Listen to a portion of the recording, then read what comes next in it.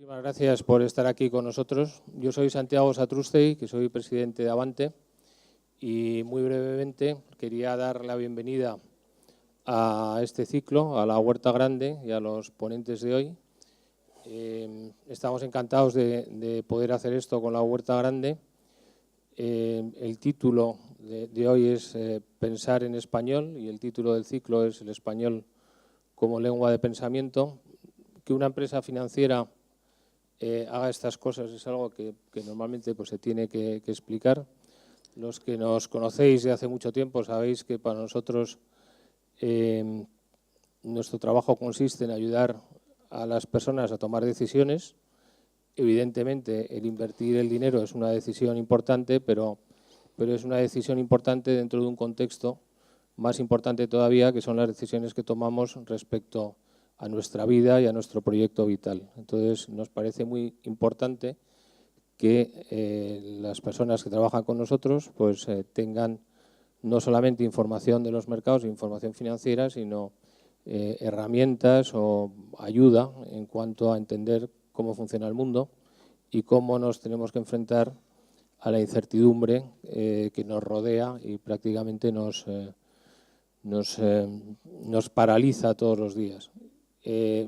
Esto, ellos lo saben mucho mejor, se produce porque el conocimiento, durante todos estos años de desarrollo del conocimiento, no nos ha liberado de ninguna duda respecto al futuro y por eso nosotros creemos que aparte de la ciencia, que es muy importante, pues las humanidades siempre tienen un lugar importante en nuestra relación con el mundo.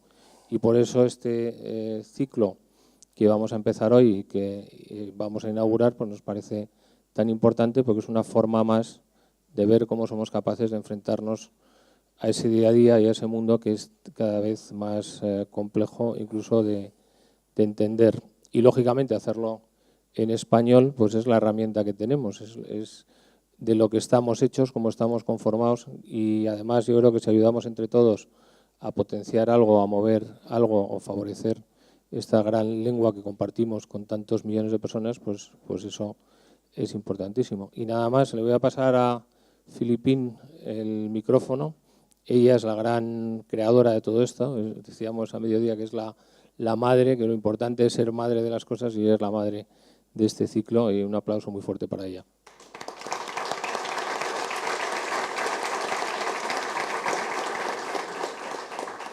Me han quitado el palito y tendré que pasar página con una mano.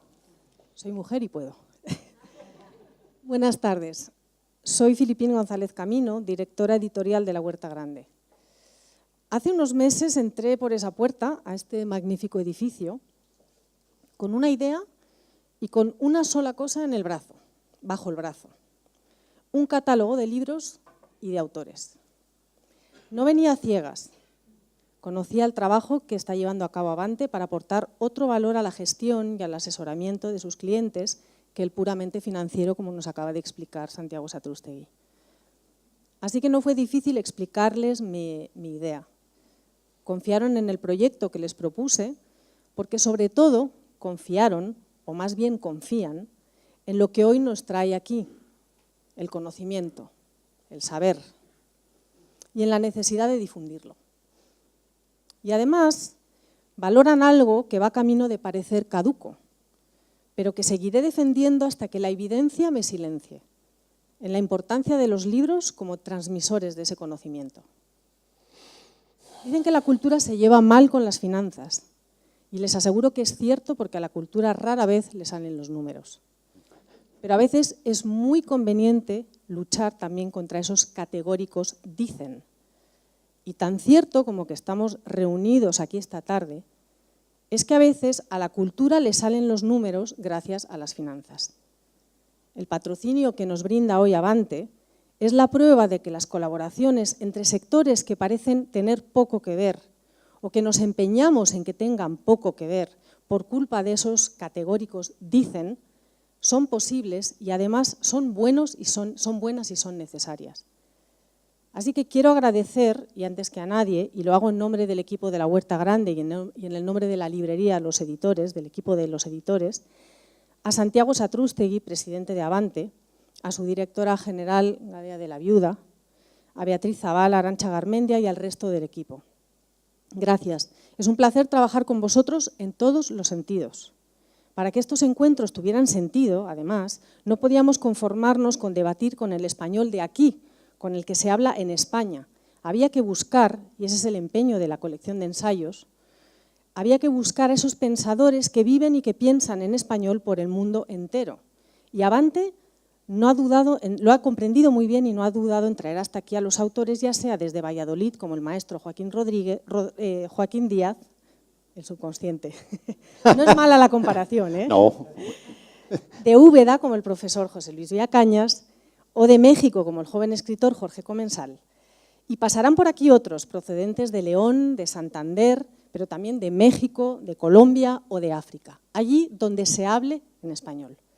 Es sin duda un proyecto ambicioso, ambición entendida al modo unamuniano cuando predicaba ambición y no codicia. Debo agradecer, cómo no, a los autores por haber aceptado nuestra invitación. Para muchos, como he dicho, a supuesto supondrá cruzar océanos, muchos kilómetros, para sentarse en ese estrado. No es simple tampoco el reto que les hemos lanzado. Ponerse a pensar no qué piensan, sino cómo piensan. Y si en ese estar pensando, que piensen si su lengua, el español, determina su pensamiento. Un pequeño y fabuloso galimatías, creo yo. Para el crítico y ensayista George Steiner, y esto está en el prefacio del Lenguaje y Silencio en la edición del 66 de Nueva York, para que los filólogos que hay por aquí no me lo echen en cara luego, que cito sin decir la fuente, el lenguaje es el misterio que define al hombre. En este, su identidad y su presencia histórica se hacen explícitas de manera única. La pregunta es, ¿podemos decir lo mismo no ya del lenguaje, pero también de la lengua materna?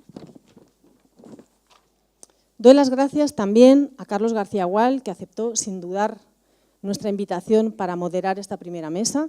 Su vasto conocimiento de la historia del pensamiento, de nuestra lengua y de las lenguas clásicas es el contrapunto ideal para introducirnos en esta disertación tan contemporánea. Y por fin, quiero agradecerles a todos ustedes su presencia aquí esta tarde. No es común llenar sitios tan grandes con asuntos de la cabeza y de letras. Así que estoy muy contenta, muy contenta, y espero que ustedes también lo estén al término de la charla de hoy y ojalá quieran regresar a las siguientes. Cedo la palabra a Carlos García Gual. Gracias.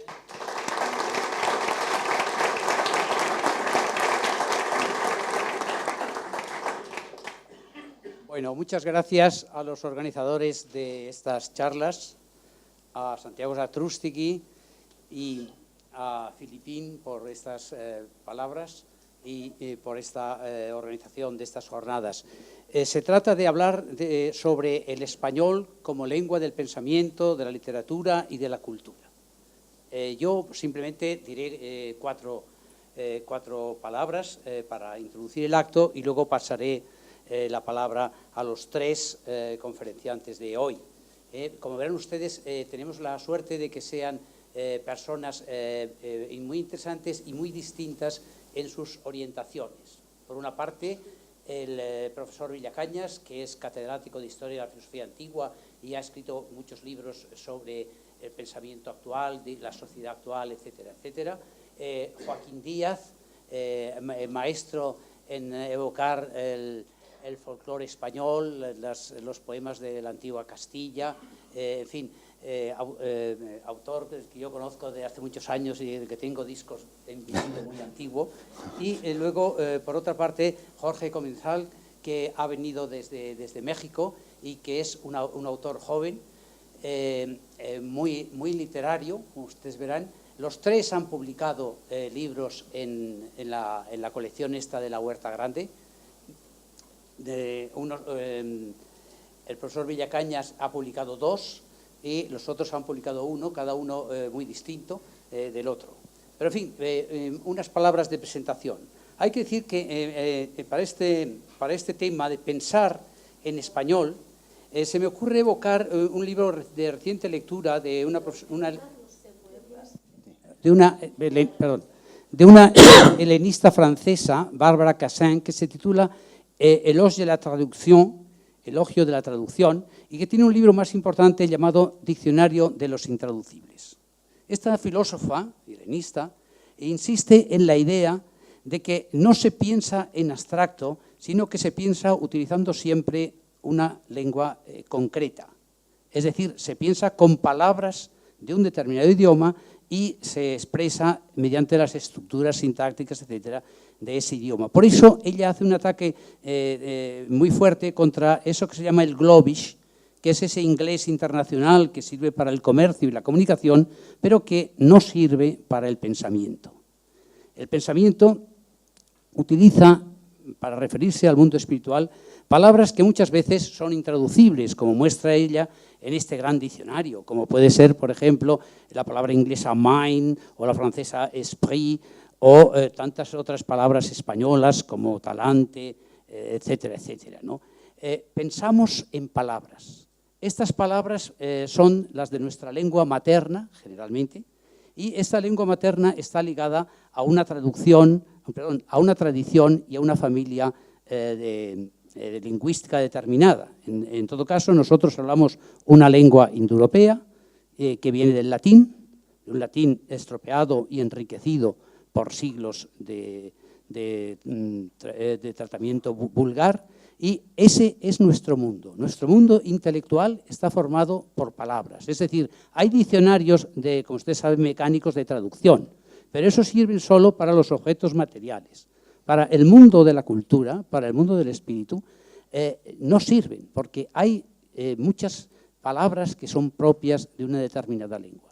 La tradición española, por otra parte, es una tradición enormemente rica, no solo en el tiempo, en ese tiempo que viene de los siglos en que se dejó de hablar el latín y se pasó al castellano, sino también que ha tenido una enorme expansión en el mundo americano, en el mundo, digamos, conquistado y de alguna manera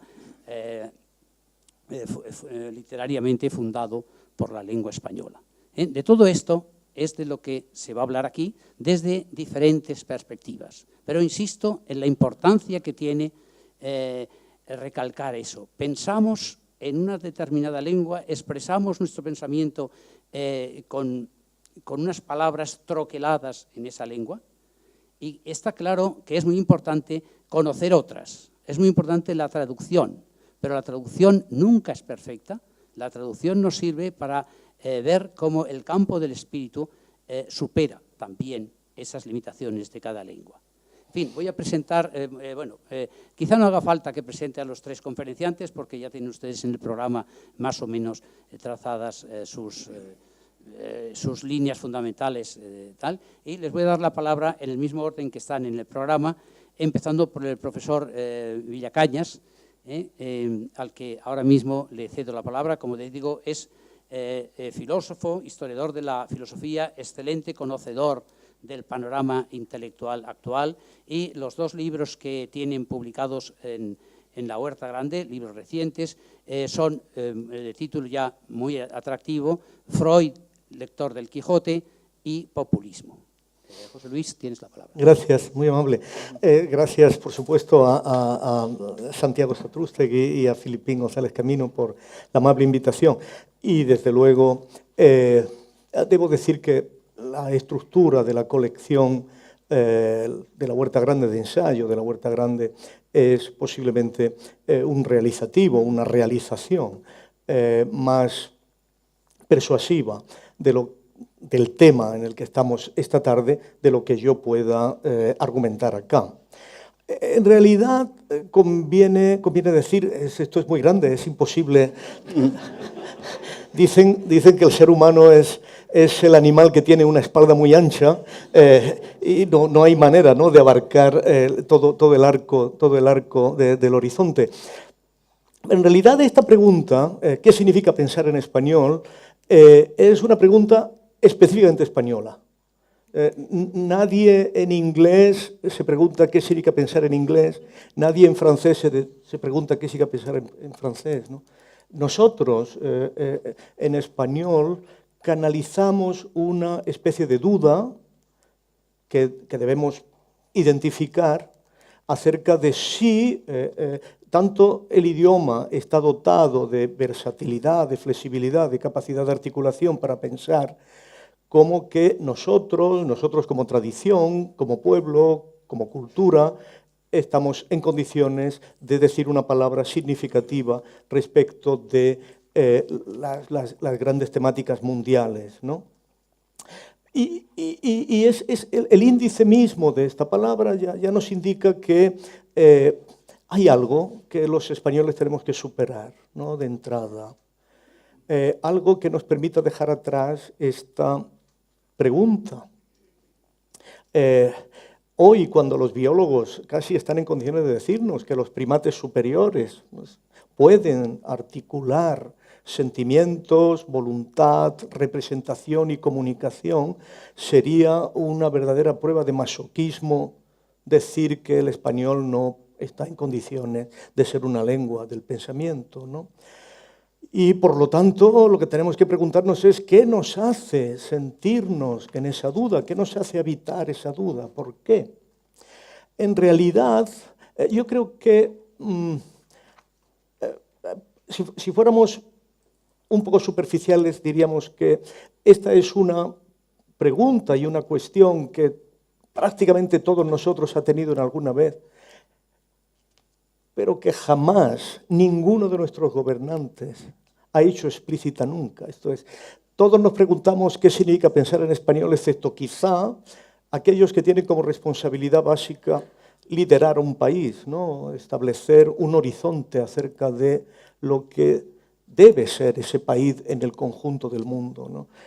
Y creo que esto es relevante, porque debemos identificar que en aquellas grandes culturas, aquello que reconocemos como grandes culturas, detrás hay decisiones de liderazgo y de política, decisiones muy importantes. Por ejemplo, por mucho que Estados Unidos no tenga una decisión acerca de una lengua oficial, jamás permitirá que el español sea un idioma universitario. Esto es una decisión política. Francia tiene una gran cultura, pero detrás de esa gran cultura hay una apuesta fundamental del Estado francés por su propia filosofía. Miren el programa del Instituto Francés aquí y verán cómo continuamente los autores franceses vienen a Madrid y vienen a Madrid a exponer sus libros. Y todas esas traducciones, la inmensa mayoría de ellas, están financiadas por el gobierno francés. Pregunten en nuestro ministerio dónde están las ayudas respecto de las traducciones de nuestras figuras o de nuestros pensadores. Hay decisiones, y hay decisiones que se toman y que permiten superar esa duda que nosotros tenemos. Porque esa duda que nosotros tenemos es una duda de autoconvicción, una duda de creer en ti mismo, una duda de certeza de ti.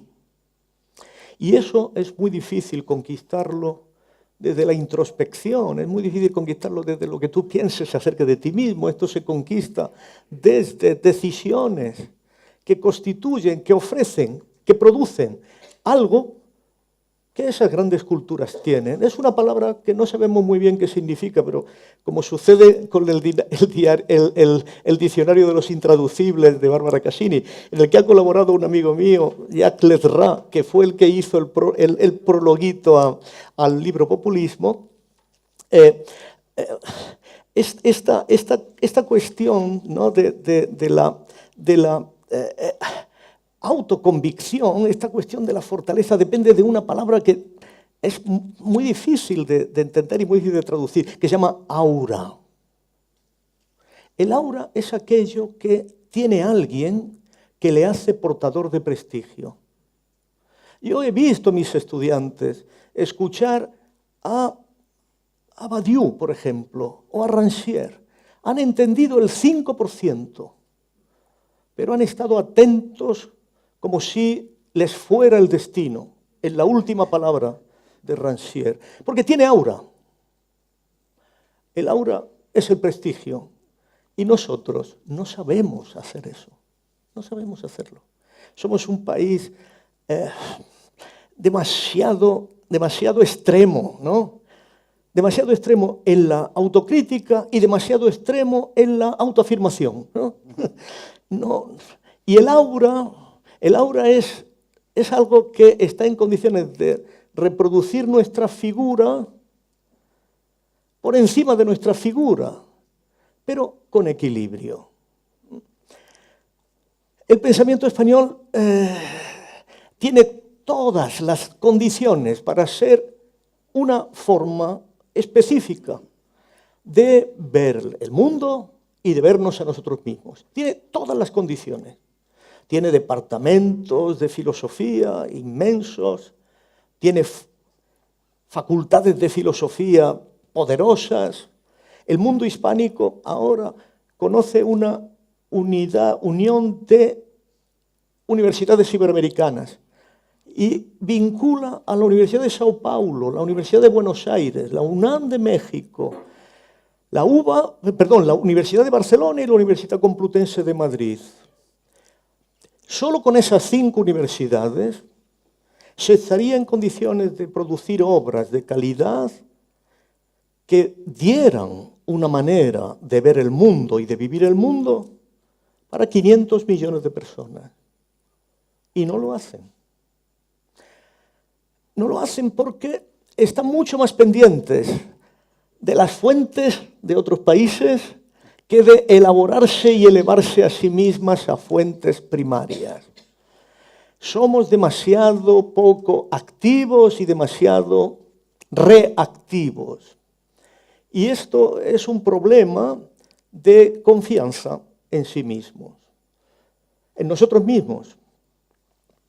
Yo, para no agotar, debo decir que potencialmente tenemos todas las condiciones para dar ese salto, pero por algún maleficio quijotesco no estamos en condiciones de darlo. Lo que tenemos son experiencias plurales, dispersas. Nosotros mismos, en la Complutense, tenemos una colección que se llama Euroamericana, porque consideramos que Euroamericana define las tierras de una conversación. No hablamos, fijaos, no hablamos de iberoamericano, hispanoamericano, no, hablamos de euroamericano, porque, en cierto modo, creemos que la conversación real se da en ese entorno. Y nuestra experiencia es que en esa colección pueden escribir en español, muy importante, profesores de América del Norte, que hay muchos, profesores de América del Sur, profesores de Europa, profesores de España, obviamente. Ahí tenemos una serie de jóvenes de todos los países. Imitamos un poco lo que hace Filipín en la Huerta Grande, en otro contexto de publicaciones científicas. Reconocemos a los profesores, a los colegas de toda América. Intentamos, en cierto modo, generar un futuro de colegiatura construido sobre la base de un diálogo. Pero andamos huérfanos. Hacemos eso, otros hacen otras cosas. Cada una de esas iniciativas tiene éxito y responde. Pero no hay ningún plan director. En buena medida ese es el estado, ¿no? El estado de nuestro país. Nosotros estamos hablando de generar un colegio en el que los diferentes pensadores de toda Euroamérica estén en condiciones de hablar en español, aunque sean americanos, aunque sean ingleses, porque ellos tienen en sus universidades estudiantes españoles, estudiantes hispanos, estudiantes mexicanos, estudiantes de todos los países, que estén en condiciones de, como académicos norteamericanos, hablar aquí en español.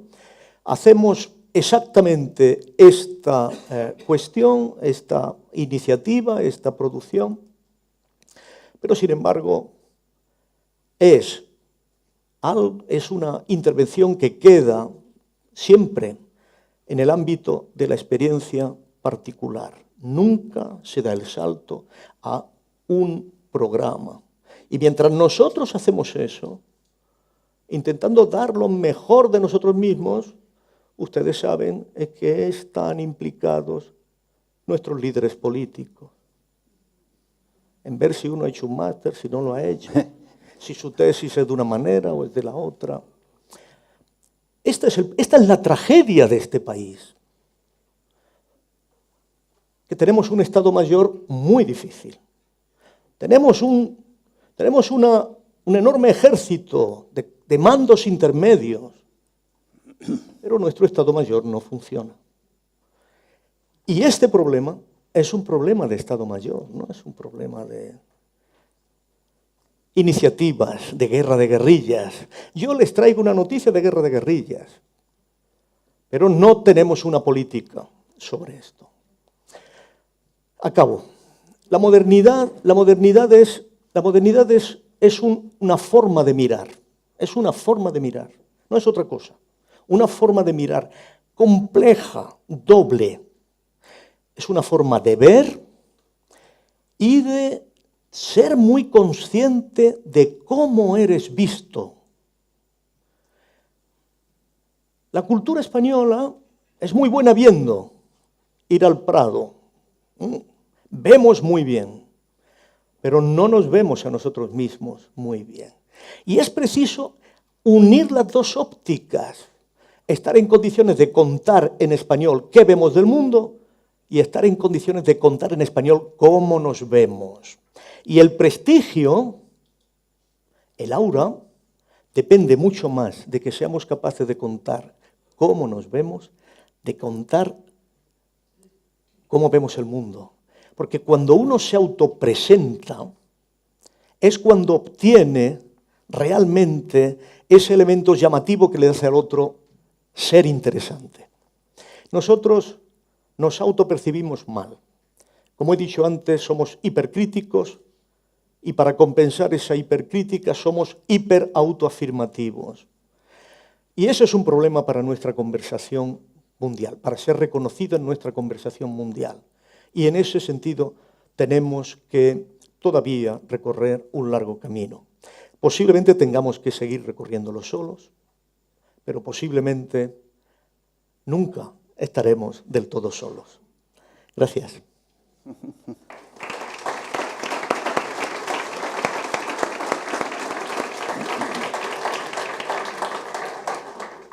Bueno, voy a dar la palabra ahora a Joaquín Díaz. Yo conozco a Joaquín Díaz de hace muchos años, sobre todo por los discos y por haberle oído en varias ocasiones. Alguna vez hemos coincidido en algún pueblo de Castilla, ¿verdad? Hablando del folclore y eso. Y bueno, me resulta muy emotivo tenerle hoy aquí. Yo siempre he admirado esa obra de recoger las palabras del pueblo y de la tradición, las músicas, los instrumentos musicales. Él tiene un museo de folclore castellano en Urueña y bueno, ha sido una dedicación de muchos años por la que ha obtenido varios premios y tal, pero que surge de una profunda convicción en lo importante que es una tradición que sale del pueblo, pero que se enriquece también con muchos matices culturales, poéticos, etcétera, a lo largo de los siglos. No sé cómo se llama tu libro, Joaquín, de la colección. Es un libro más bien emotivo, de recuerdos, de estos, escrito con ese estilo suyo tan personal. Yo diría un estilo como sincero, de recuerdos, en fin, que recoge aspectos de toda una vida. Bueno, Joaquín, te dejo la palabra. Muchas gracias. Muchas gracias. Bueno, yo quisiera continuar, mejor dicho, con ese recuerdo personal, porque en efecto me pasé muchos años, los 30 primeros años de mi vida, recorriendo el mundo, cantando en español las canciones que había aprendido primero de mis padres y luego de muchas personas que tuvieron a bien comunicarme esas canciones.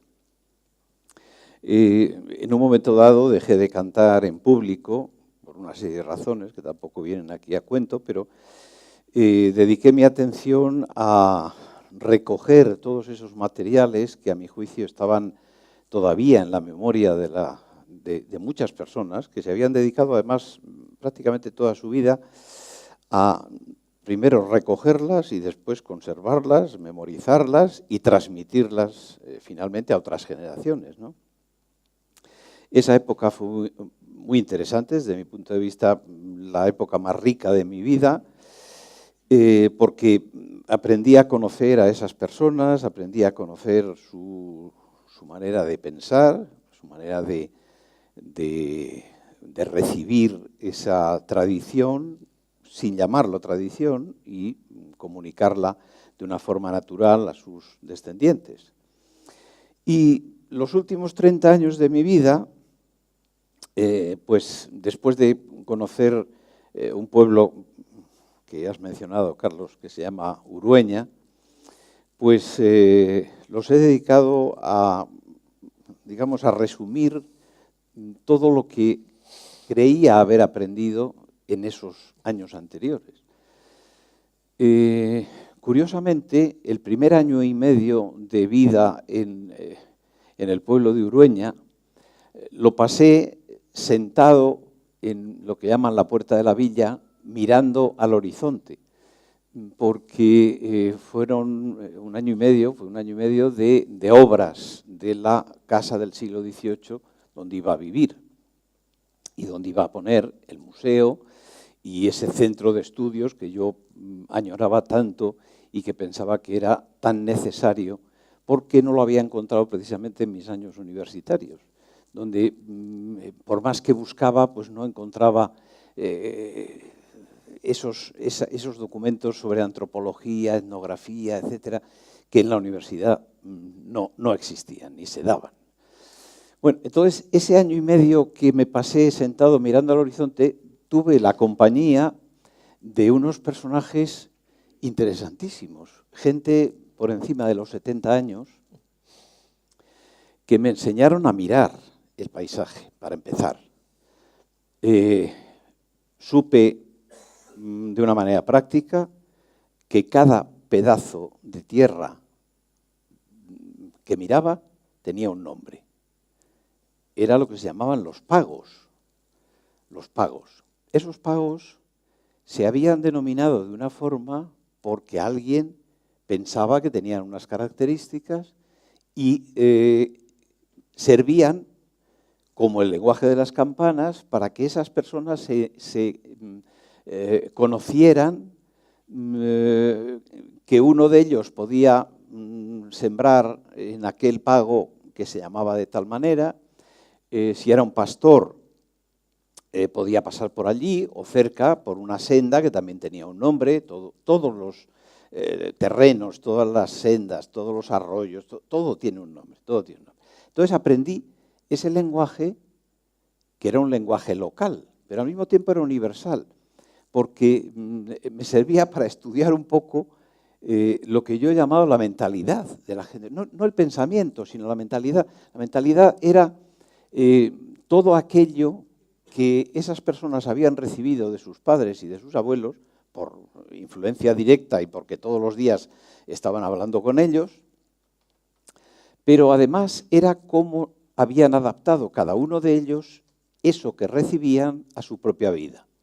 Descubrí, por ejemplo, que la cultura, es decir, el cultivo de uno mismo y de su pensamiento, tenía en esas personas una relación intensísima con la vida propia. Mucho más que yo me daba cuenta de que mi vida no estaba unida a una cultura profunda, sino que estaba unida a una cultura superficial, que yo había recibido en el colegio, en la universidad, andando por ahí, etcétera, ¿no? Pero la cultura verdadera, que era la que yo veía en esas personas, estaba en esos lugares que habían frecuentado, en esas oraciones que habían rezado, que por cierto eran únicas, porque ellos pensaban de la misma manera que cuando te cantaban una canción y decían esto es así, lo que ha dicho usted no es así. Es decir, que siempre te decían que la versión suya era la mejor y la única, en fin.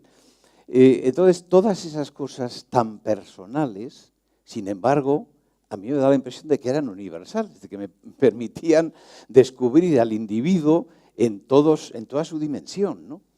Me pasé 1 año y medio estupendo viendo cómo crecían las hierbas, cómo se transformaba un camino, cómo pasaba el pastor fulanito de tal con su mote correspondiente, lógicamente, pues es más fácil recordarlo por el mote que por el nombre, cómo las ovejas, por ejemplo, aprendí que durante siglos el número de ovejas estaba relacionado con el número de hectáreas que tuviera un término.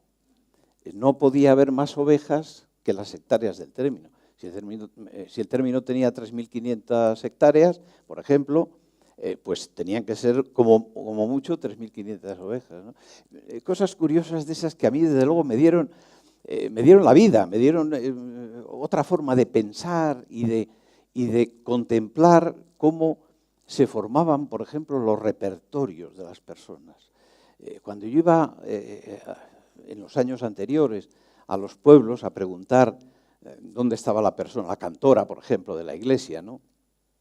O quién sabía cantar romances, o quién sabía contar cuentos, o quién sabía leyendas, etcétera, casi siempre yo descubría una parte de esa personalidad.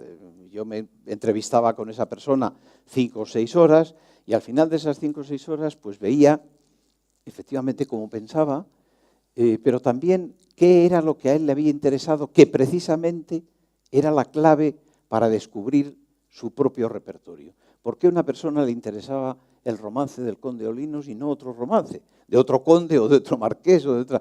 Bueno, pues justamente porque descubrías en esas personas una adición, por ejemplo, a los temas familiares, pero también una especial predilección por temas que tuvieran que ver con la relación entre hombre y mujer o entre hijo y suegra, o posible hijo y suegra, como es el caso del romance del conde Olinos, que al fin y al cabo es un tema de suegra y de yerno.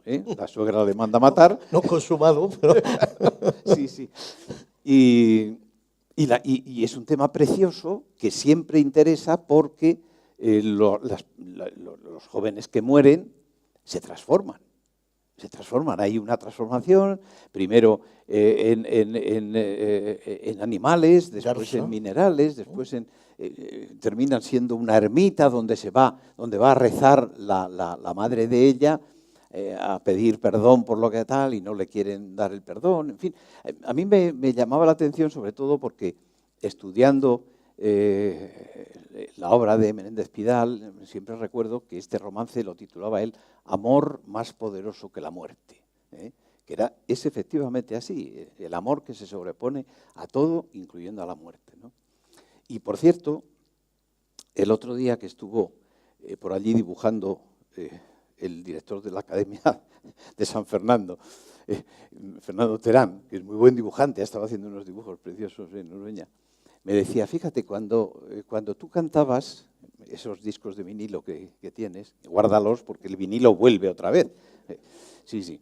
Dice, cuando cantabas, Jimena nos decía siempre, este chico tiene que ser del Instituto Escuela, decía ella, porque tiene ese aura que tenían los del Instituto Escuela, y yo no era del Instituto Escuela, pero bueno, ¿por qué no? Me hubiera encantado además serlo. Y, como decía, el estudiar en Menéndez Pidal esa visión tan certera de que los romances eran la vida y la vida estaba unida a las personas, y por eso descubría yo de pronto que las personas tienen un repertorio propio, porque muchas veces incluso se lo dice la madre, es la madre o la abuela o una vecina la que le transmite, y ese es un tema muy bonito para estudiar, porque las mujeres se han encargado siempre de transmitir el conocimiento en la casa, en la casa. Bueno, yo creo que me he pasado, pero he contado mi vida en 3 minutos. Bueno. Las notas personales.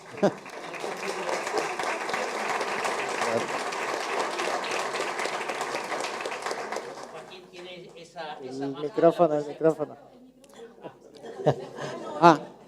Es igual. No, decía que Joaquín tiene esa magia de la Castilla antigua en la evocación de temas y palabras. Y ahora voy a dar la palabra a Jorge Comensal, que como se ve es el más joven de los aquí sentados, ¿no? Pertenece a una generación bastante reciente, viene de México, ha publicado en La Huerta Grande un libro que a mí me parece enormemente atractivo por su estilo ágil y por sus evocaciones, que se llama Yonki de las letras. Fue un acierto poner la palabra yonki, por cierto, y que refleja un poco su manera de ser y de afrontar la vida. Ahora creo que tiene una novela en prensa, pero es también un representante un poco de la intelectualidad mexicana. Yo tengo un gran aprecio por el mundo mexicano de la intelectualidad, tanto este mundo de los jóvenes, que es un mundo inquieto, y por ese manejo que tienen de la lengua española, que cobra allí una especie de frescura o riqueza especial, ¿no? Yo tengo muchos amigos mexicanos muy antiguos, como Miguel León Portilla o Homero Arígnis, que son grandes escritores, y creo que entre los jóvenes seguirán manteniendo esa alta línea de manejo del español. Jorge. Gracias. Hola a todos, buenas tardes. Estoy muy agradecido con La Huerta Grande por haber publicado ese libro, por Avante, por invitarnos y por haberme traído hasta aquí. Y como verán, aparte de ser el más joven de la mesa, soy el único que no trae saco. Y yo planeaba traer saco. Lo supuse desde un principio y entonces empezaba a hacer mi maleta, decidí revisar cómo iba a ser el tiempo, la temperatura en Madrid y vi que iba a rondar los 30 grados centígrados. Dije, bueno, lo usaré solamente en la presentación. Pero después llegó un pensamiento que me preguntó, ¿vas a cruzar el océano Atlántico con saco para usarlo 1 hora nada más? Yo en principio le dije, pues sí, la ocasión lo amerita y demás. Pero algo de esa frase, océano Atlántico, que tan inmensa, tan profunda, de 2 esdrújulas, me disuadió de traerlo. Creo que fue justamente el hecho de haberlo pensado en español, en el Atlántico, que se me hizo tan grande que ameritaba no hacer eso de llevar un saco para usarlo 1 hora al otro lado del mundo. Y por eso estoy así, aunque con el aire acondicionado sí me hubiera servido un poco. Pero simplemente quería usar esta anécdota para volver a la idea de que pensar en español, pensar en una lengua en específica, puede tener efectos concretos, ¿no? La prosodia, la retórica, el peso, el sabor de las palabras propias, nos convence o nos disuade, como dije, de hacer muchas cosas. Y precisamente el pensar, como esa vocecilla que me preguntó, ¿vas a llevar el saco? Es un acto reflexivo, una forma de actuar sobre nosotros mismos, a diferencia de todo lo demás que hace el cerebro, que es decirle al corazón que lata y al tórax que se infle y desinfle y a las manos que tomen el vaso y demás. El cerebro al pensar lo que hace es moverse a sí mismo. Y para que tenga la oportunidad de hacer eso, requerimos volcarnos sobre nosotros mismos, renunciar a la exterioridad en cierta manera y actuar hacia adentro. Y como el más joven de esta mesa también, me parece urgente y preocupante pensar en cómo muchas circunstancias de la vida urbana moderna atentan contra la posibilidad de pensar. Antes del diálogo, antes de la acción en el mundo, necesitamos espacios para pensar y la soledad me parece un recurso necesarísimo para hacerlo. No me parece accidental, por ejemplo, que filósofos que han pensado de manera muy profunda se mantuvieran, por un lado, solteros, por otro lado, al margen de la vida pública y paseando muchas veces, como Nietzsche subiendo a la montaña, como Kant con su paseo de reloj, como Spinoza limando lentes, haciendo cosas que tienen una cadencia, que tienen un ritmo, que igual determina también el pensamiento y estando solos. Y ahora con los celulares, con las pantallas por todos lados, me parece que el pensamiento está amenazado por ese exceso de estímulos, por ese exceso de exterioridad, por esa necesidad constante por las redes sociales de estar volcados hacia afuera, construyendo nuestra imagen y no nuestra vida interior. Entonces también lo pensé mucho cuando hablabas de la experiencia de esos hombres septuagenarios que te enseñaron a mirar el paisaje y que es una ocasión mirar el paisaje excelente para pensar y tomar decisiones. Siempre necesitamos pensar para decidir bien y para hacer cosas tan diversas como demostrar un teorema muy difícil o decidir dónde vamos a poner el refrigerador o si nos vamos a casar o divorciar o qué sé yo. O sea, todos necesitamos pensar para tomar decisiones y pareciera que con Google y con la inteligencia artificial también corremos el peligro de ceder el pensamiento a los algoritmos y a las máquinas y preguntarle todo a Google antes de preguntárnoslo a nosotros mismos. También puede empobrecernos.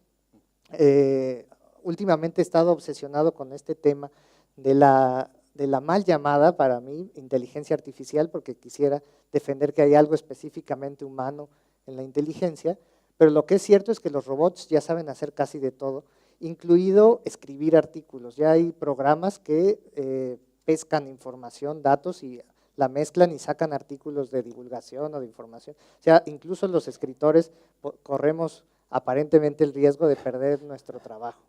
Y si entonces cedemos la capacidad de pensar a las máquinas, ¿qué se perderá? Es una pregunta que abro, que quisiera, si hay chance un poco para el diálogo, incluso escuchar qué opinan sobre ella, porque si vamos a defender ante la automatización de todas las actividades humanas la necesidad del silencio, del espacio, del tiempo y del ocio, sobre todo para pensar, habrá que explicar por qué. Los niños, por ejemplo, ahora en las ciudades tienen actividades de sol a sol, van a la escuela, van a clase de karate, de natación, de estimulación temprana, tardía y demás. ¿A qué hora se aburren? ¿A qué hora se aburren para imaginar? ¿Qué es esa forma? Imaginar y la ensoñación es esa forma tal vez particularmente infantil del pensamiento. ¿Y a qué hora nos aburrimos nosotros si tenemos siempre el celular para ver qué ha pasado en Twitter o con el WhatsApp bombardeándonos los grupos y demás? ¿A qué hora vamos a pensar?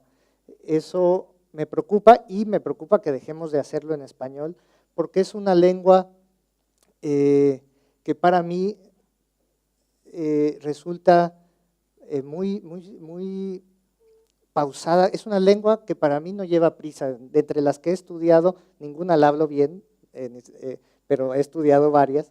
Es la que me parece que no se demora en exceso, como tal vez lo hace el alemán, que no se apresura como el chino o el inglés, que lleva su ritmo, que no lleva prisa y que tiene una elegancia y que por eso dije, bueno, voy a ir a platicar a Madrid, puedo ir solamente vestido con la elegancia del español y con una mochila más ligera. Entonces yo con eso quisiera abrir esta plática y que pensemos un poco qué tenemos todavía que aprender de esas tradiciones, de esos hombres, tanto en la vida privada, lo que en la vida privada necesitamos pensar y como en la vida pública, donde tampoco se piensa mucho.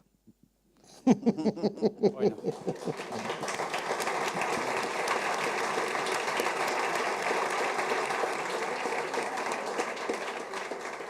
Bueno, muchas gracias. Otra perspectiva, ¿verdad? Otros acentos. Yo no sé si tenemos tiempo para algunas preguntas.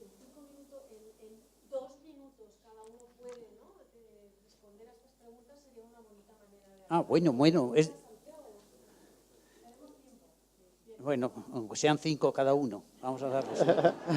Venga, pues si queréis, por el mismo orden que hemos estado hablando, José Luis, tienes la palabra.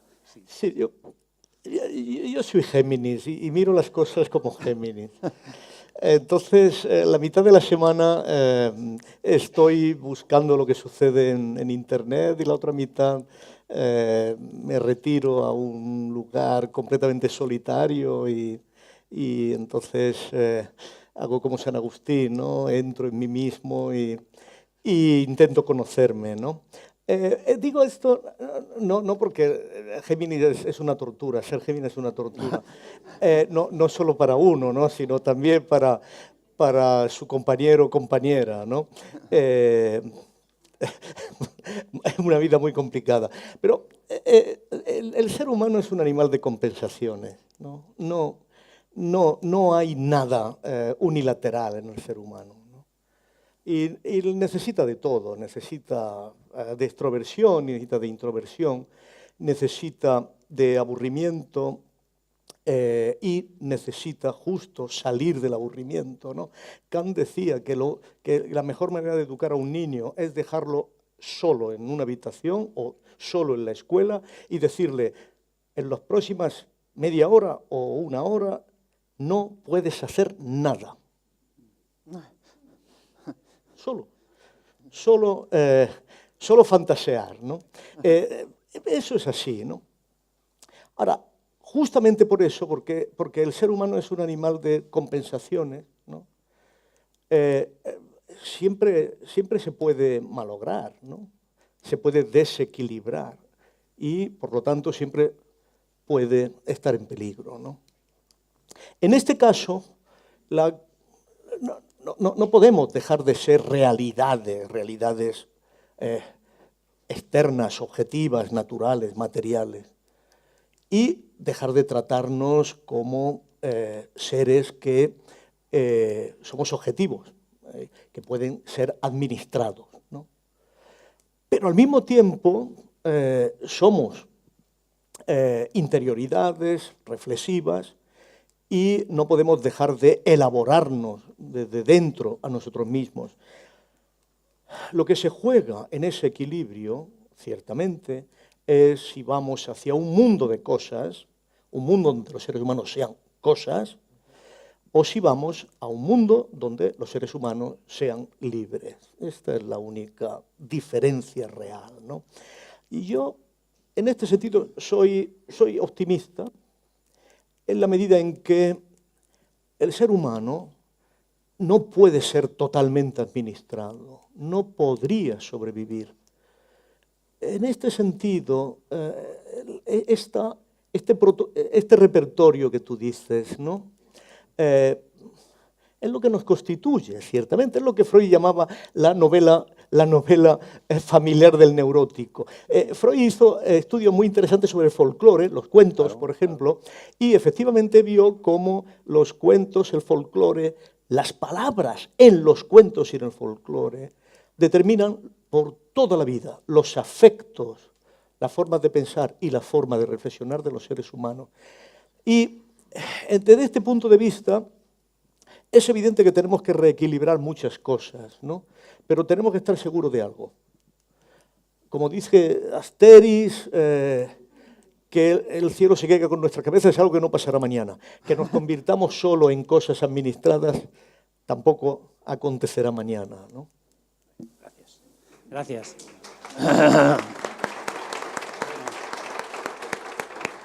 Joaquín, ¿quieres decir algo? Se me ocurren muchas cosas, pero a mí me da, por ejemplo, mucha pena en vuelvo otra vez a mi pequeño lugar en el que vivo pero que al fin y al cabo me permite también viajar por los espacios siderales. Como chamán. Sí, con mucha facilidad además. Es curioso cómo vamos en los últimos años, además, yo he conocido todavía esa precisión en el lenguaje y en el pensamiento también de quienes tenían un pequeño repertorio de dichos populares, pero que sabían aplicar en el momento justo. Sabían explicar o relatar algo con una capacidad que convencía a aquellas personas a quienes se dirigían, ¿no? Esa es la belleza de los cuentos, ¿no? Que se repiten una y mil veces y se siguen creyendo. Yo me acuerdo del cuento de la asadura, por ejemplo, que a lo mejor alguien ha escuchado. Bueno, la asadura es una cosa terrible, cuando te dicen, pero ¿y cómo decían esas cosas a los niños? Pues sí, pues decían esas cosas a los niños, no pasaba nada. Bueno, la asadura es que un padre tienen hambre y se van a comer la asadura de la madre que se ha muerto, ¿no? Entonces, la madre regresa por la noche y les mete miedo, claro. Dice, dadme mi asadura dura que me ha quitado de mi sepultura y tal. Bueno, entonces se va acercando paulatinamente a los causantes de aquel atropello y cuando la persona que lo está contando llega al final casi, entonces no me voy, porque decían, déjale, hijo, que ya seguirá y no sé qué, no me voy, que en el pasillo estoy. Entonces iba acercando, y ya cuando llegaba al último, el que tenía más miedo, que solía estar al lado de la persona que contaba, le agarraban de los pelos y decía, que tirándote de los pelos estoy. Era el culmen de una situación. Pero a los niños les encantaba que le volvieran otra vez a agarrar de los pelos. Es decir, que nos gusta repetir las cosas y muchas veces, en fin, los repertorios esos están llenos de pequeñas repeticiones, ¿no? Que son las que nos dan la vida y nos hacen ver cada momento como un momento distinto, aunque sea igual en el fondo, ¿eh? La pena para mí es que se está perdiendo la facultad de transmitir con un lenguaje directo y narrativo, ¿eh? Ahora mismo le pides a un niño que cuente una cosa y como no tenga una capacidad, estas capacidades que se aprendían desde pequeños, ¿eh? Había niños pequeños que con 4 años ya escuchaban todo, iban empapándose de esa forma de comunicar, de esa vis cómica o vis trágica que a veces era capaz de transmitir con un solo gesto, una cosa. Y entonces a mí me da muchísima pena que se estén perdiendo el lenguaje. Claro. Y mucho más todavía en el caso de los pequeños pueblos en los cuales había artesanos que tenían una cantidad de herramientas que sabían usar. Y eso no se transmitía por escrito, se transmitía verbalmente. Y como se está perdiendo, por un lado, la tradición oral, por otro, el interés por las artesanías y por otro, el interés por el lenguaje, pues nos estamos quedando espantosamente mal. Lo siento ser tan negativo, pero bueno. Bueno, paso la palabra a Jorge. No sé si quieres comentar algo en especial. Jorge es un buen ensayista, es sobre todo, como él dice, un yonki de la lectura, es un gran lector de literatura española clásica y también yo creo que de literatura española moderna. ¿Conoces bien la literatura española actual o lees más, digamos, lo tradicional? Creo que he leído más la tradicional que la... Por actual me refiero, pienso en los últimos 10 años, pero el siglo XX sí me ha gustado mucho. En fin, trato de leer de todo. Creo que ese es el problema del vicioso, que es un poco desordenado, poco compulsivo, poco sistemático. Y ahora pensaba que uno de los efectos positivos que tiene este vicio de leer es que justamente nos provee del lenguaje. Yo me acuerdo, y cuento en el ensayo de los yonkis de las letras, que mi primera novia en la escuela secundaria me reclamó un día que usaba yo palabras que ya no entendía. Y me cortó poco tiempo después, o sea, terminó la relación. Yo pensaba como una forma, como un gesto amoroso de despedida, regalarle un diccionario, pero ya no lo hice. En cualquier caso, este reclamo también me recordó cuando fue la primera versión del Gran Hermano en México, el Big Brother, este programa donde encerraban gente. Fueron las condiciones ideales para un experimento lingüístico porque tenían grabaciones de personas las 24 horas del día. Entonces una lingüista de la UNAM, un grupo de lingüistas sacaron el léxico de cada una de estas personas. ¿Cuál era todo su repertorio completo de palabras con el que se comunicaban? Y resultó ser de alrededor de 2,000 palabras por persona, que es lo que ya adquirió uno cerca de los 2 años de edad. Y lo grave de esto, por supuesto estas personas eran muy viciosas, promiscuas, y era un desastre, pero lo que menos podían hacer era conversar y reflexionar porque las palabras pues son el recurso para actuar sobre nosotros mismos también. Entonces por eso vale la pena leer y leer pacientemente con el diccionario al lado. A mí me resulta Me da una mezcla de nostalgia y gracia ver cómo yo anotaba palabras atrás de las novelas y luego iba a buscar sus significados. Y era tedioso, era laborioso más que tedioso, pero creo que fue provechoso.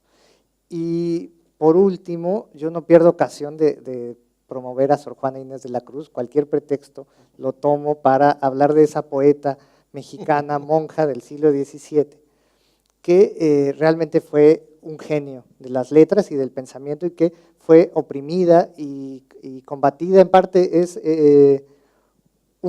su confesor le escribe una carta disfrazado de monja y la invita a pensar más sobre los temas divinos y teológicos y menos sobre las ciencias humanas. Y ella toma esta carta como pretexto para hacer un poco su autobiografía intelectual y cuenta que alguna vez la madre superiora del convento de las Jerónimas, donde vivía como monja de clausura, le prohíbe el estudio por alguna falta de comportamiento y demás. Entonces le quita los libros. Pero ella dice, yo no dejé de leer cuando me quitó los libros. Yo leía mientras yo pensaba, y ella veía el leer como una forma del pensar. Yo seguía pensando mientras cocinaba, dice Aristóteles, le hubiera sacado mucho provecho si hubiera sabido cocinar. Yo leía las hormigas, leía los muros, en fin, siempre estaba pensando. Y la soledad para ella, el haberse salvado del matrimonio, fue ideal para hacer lo que más le gustaba, que era pensar. Por eso le dediqué tanto a ella en el libro y simplemente los invito a leer a Sor Juana. Listo. Bueno. Muy bien.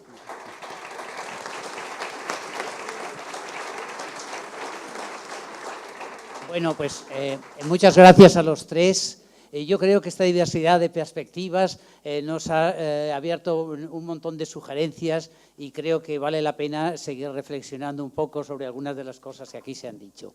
Bueno, enhorabuena y muchas gracias. Gracias.